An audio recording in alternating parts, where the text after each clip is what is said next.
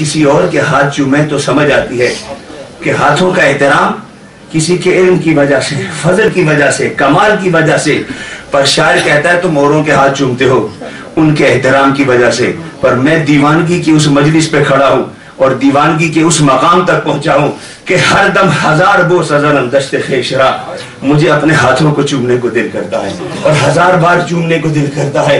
کہا اپنے ہاتھ، یہ تیرے ہاتھ کب سے اتنے محترم ہو گئے کہ تو کل ہو کر اپنے جز کا اتنا تابع ہو گیا، تو کل ہو کر اپنے جز کا اتنا مرید ہو گیا، کل ہو کر اپنے جز پر اتنا عاشق ہو گیا کہ تو اپنے ہاتھوں کو چومنے کے لیے آمادہ ہے، اور ہر دم ہزار بو سزنم کا ہر لمحے ہزار مرتبہ چومنے کو دل کرتا ہے، کہ اس لیے نہیں کہ میرے ہاتھوں میں کوئی کمال ہے، اس لیے نہیں کہ میرے بدن سے ہٹ کر میرے ہاتھوں میں کوئی خاصیت ہے، او دامنت گرفتہ بسوئم کشیداس، مجھے ہاتھوں سے اس لیے پیار ہے کہ ان ہاتھوں سے جب سے میں نے محبوب کے دامن کو تھاما ہے، محبوب کو میرے قریب کر دیا، مجھے محبوب کے قریب کر دیا۔ یہ مقام قرب جو مجھے نصیب ہوا ہے، او دامنت گرفتہ بسوئم کشیداس،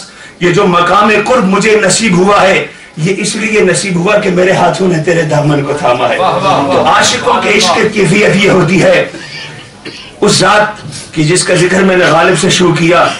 عاشق تو یہاں تک پہنچتے ہیں کہ اس سراپے کا بیان کیا کریں، اپنی آنکھوں سے محبت کرنے لگ جاتے ہیں جمال مصطفیٰ کی وجہ سے، اس ذات کی عظمتوں کا بیان کیا کریں، وہ قدم جو سوئے مدینہ اٹھے انہیں وہ قدم محترم لگتے ہیں، اور پھر اس ذات کی عظمتوں کا بیان کیا کرے، وہ ہاتھ جو دامن مصطفیٰ اور در مصطفیٰ تک پہنچے، دامن مصطفیٰ تو بڑی بات ہے، در مصطفیٰ تک پہنچے، ان ہاتھوں کو اپنے لیے چومنے کے قابل سمجھتے ہیں، اور کیوں نہ سمجھے وہ جانتے ہیں اگر یہ قدم سوئے مدینہ اٹھ گئے ہیں تو یہ تیرا اٹھنا تیرے لیے عبادت بن گیا ہے، یہ ہاتھ در نبی کی طرف اٹھے ہیں، یہ تیرے ہاتھ اٹھنا اور در نبی کی طرف بڑھنا یہ تیرے لیے نجات بن گئے ہیں۔ ارے لوگ ظاہری حسن کے دیوانے ہوتے ہیں، کائنات کے حسن کو آنکھوں سے تلاش کرتے ہیں، مگر محبوب اس لیے فخر کرتا ہے کہ میرے مولا تیرا کرم ہے، اگر تو نے میری آنکھ کو اسیر بنایا بھی ہے تو جمال گنبد خضرا کا اسیر بنایا ہے، اس نے گنبد خضرا کا اسیر بنایا ہے۔ اگر یہ بات میں جوڑوں تو بہت آگے چلی جائے، لیکن مجھے اپنے وقت کا بھی احساس ہے اور میں چاہتا ہوں کہ اپنے وقت میں گفتگو کو ختم کروں، تو یوں سمجھے کہ وہ جو آیت میں نے پڑھی تھی اس کا ترجمہ اور اس حوالے سے ایک دو لفظ ضرور کہہ دوں تاکہ بات بے ربط نہ لگے۔ لَقَدْ مَنَّ اللَّهُ عَلَى الْمُؤْمِنِينَ إِذْ بَعَثَ فِيهِمْ رَسُولًا، وہ ذات جس کے بیان سے غالب بھی عاجز ہے، وہ ذات جسے دیکھنے کے بعد اس ذات کی عظمتیں تو ایک طرف، بندے کو اپنی آنکھوں سے پیار، اپنے قدموں سے پیار، اپنے ہاتھوں سے پیار، اس ذات کے بارے میں خدا فرماتا ہے مومنو ہم نے تم پر احسان کیا، ایسی عظیم نعمت ہم نے تمہیں عطا کر دی، وہ تمہارا پیغمبر ہے، تم اس محبوب کی امتی کہلاتے ہو، تم اس رسول کی امتی کہلاتے ہو، اور تمہارے لیے یہ بات قابل فخر ہونی چاہیے۔ آج جب آپ بٹن اور ٹرین کی گلیوں میں نعرے لگاتے ہوئے آ رہے تھے، غلام ہے، غلام ہے، رسول کے غلام ہے، غلامی رسول میں موت بھی قبول ہے، احمد مصطفیٰ مرحبا مرحبا جو نعرے لگا رہے تھے، جو دیوانہ وار دونوں ہاتھ اٹھا کر اپنی محبت و عقیدت اور جذبات کا اظہار کر رہے تھے، بٹن اور ٹرین کی گلیوں کو، کوچوں کو، سڑکوں کو، در و دیوار کو گواہ بنا رہے تھے کہ ہم اپنے نبی کے دیوانے ہیں، ہم اپنے نبی کے پروانے ہیں، ہم اپنے نبی کے عاشق ہیں، نبی سے تعلق رکھنے والے ہیں، اس لیے کہ آپ اور ہم جانتے ہیں کہ ہمارے لیے یہ نسبت ہی کافی ہے، ہمارے لیے یہ نسبت ہی کافی ہے۔ ارے رسول کی نسبت تو بڑی بات ہے، امام اہل سنت تو کہتے تھے کہ تجھ سے در در سے سگ سگ سے ہے نسبت میری، میرے گلے میں بھی ہے دور کا ڈورا تیرا۔ امام اہل سنت تو غوث اعظم کے در کے سگوں کی غلامی پر فخر کرتے ہوئے کہتے تھے کہ میرے گلے میں بھی دور کا ہے ڈورا تیرا۔ یہاں جسے غلامی مصطفیٰ نصیب ہو جائے اس عاشق کے لیے اس کی بڑی نعمت کیا ہو سکتی ہے. اور یہ وہ مقام ہے کہ جہاں نسبتیں ہی ایسی ہے کہ بندے کی حقیقت کو بدل دیتی ہے. اب میں اس آخری بات کی طرف آؤں کہ شاعر دیوانہ نہ تھا کہ میری آنکھیں اب میری آنکھیں نہیں قابل احترام ہے, میرے ہاتھ اب میرے ہاتھ نہیں کہ قابل احترام ہے. آپ کہیں گے فارسی کے شعر سے کہاں عقیدے بنتے ہیں, کہاں مسلک بنتے ہیں. تو آؤ میں آپ کو بتاؤں, یہ فارسی کا شاعر کوئی دیوانہ نہ تھا, یہ خدا کے کلام سے خبر رکھنے والا تھا. یہ جانتا تھا کہ اپنی آنکھیں, اپنے قدم, اپنے ہاتھ یہ قابل ذکر نہیں بنتے, لیکن جب انہیں نسبت والا بنا دیا جائے تو یہ مذکور ہو جاتے ہیں, یہ قابل ذکر بن جاتے ہیں. آؤ قرآن کو اٹھاؤ.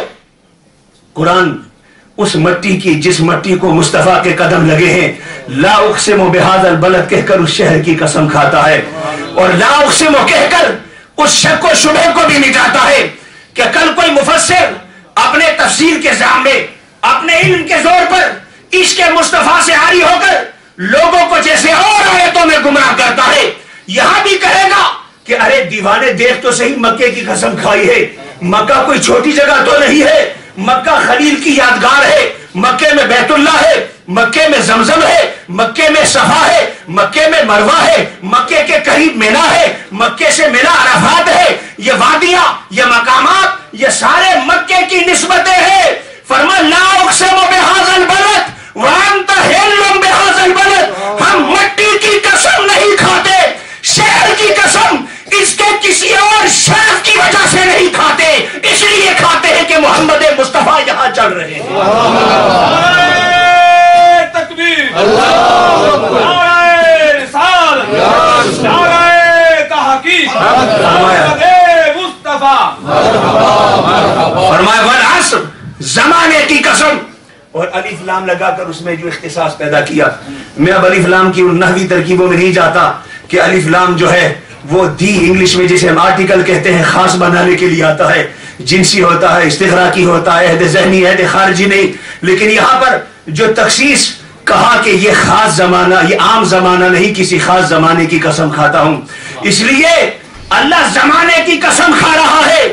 زمانے تو بڑے زمانے آئے.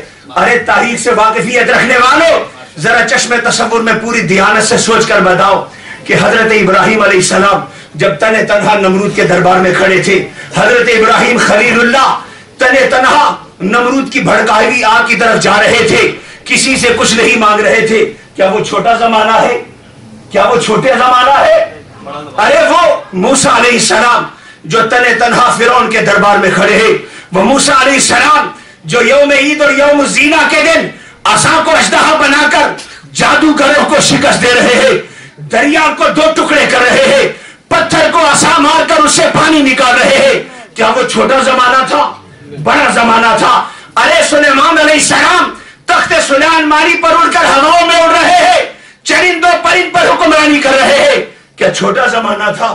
داؤد علیہ السلام جب تلاوت کرتے ہیں تو پھر یا جبال اوبی ماء والطیر, اکیلا داؤد نہیں پڑھتا, اکیلے لہل داؤدی سے داؤد علیہ السلام کے ماننے والے عالم بشریت نہیں گونج رہی ہے. اوبی ماء والطیر, پہاڑ بھی جھوم رہے ہیں, چرند و پرند بھی جھوم رہے ہیں.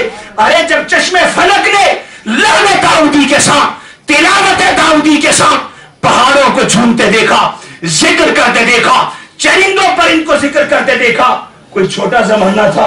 ارے ماہ کنان کے کنویں سے نکل کر مصر کی بادشاہت تک کا جو سفر طے کر رہے ہیں, یعقوب علیہ السلام کی محبت و ایثار و قربانی کی لازوال داستان, کیا کوئی چھوٹا زمانہ ہے؟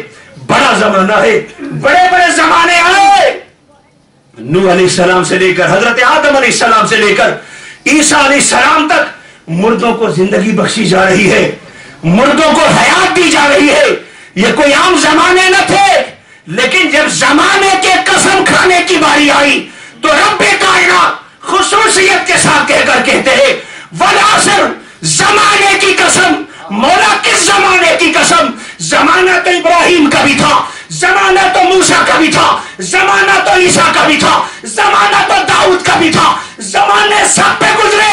کہا یہ سارے زمانے جس زمانے کے انتظار میں گزرے اس زمانہ محمد کی قسم ہے، اس زمانے محمد مصطفیٰ کی قسم ہے، تو زمانے کی قسم نسبت مصطفیٰ کی وجہ سے، شہر کی قسم نسبت مصطفیٰ کی وجہ سے، یا نساء النبی لستن کاحد من النساء، عام عورتیں ہیں، حرم مصطفیٰ میں آ گئی، عورتوں سے مختلف ہو گئی. چادر یا ایھا المزمل بنانے والا کوئی، بچھانے والا کوئی، لیکن جب جسد مصطفیٰ پہ آئی نعت بن گئی. یا ایھا المدثر کملی کسی کی، بنانے والا کوئی، لانے والا کوئی. جب دوش مصطفیٰ پہ آ گئی حضور کی نعت بن گئی، تلاوت بن گئی. ارے زمانے میں کتنی کملیاں بنی ہوگی، کتنی چادریں بنی ہوگی. چادریں بنانے والوں نے کبھی یہ سوچا ہوگا کہ ایک ہاتھ ایسی بھی چادر بنائیں گے کہ جو قرآن میں نعت بن جائے گی، ایک کملی ایسی بھی بنائی جائے گی جو قرآن میں تلاوت بن جائے گی. کملی ہے مگر اس کے ذکر کے بغیر قرآن مکمل نہیں ہوتا.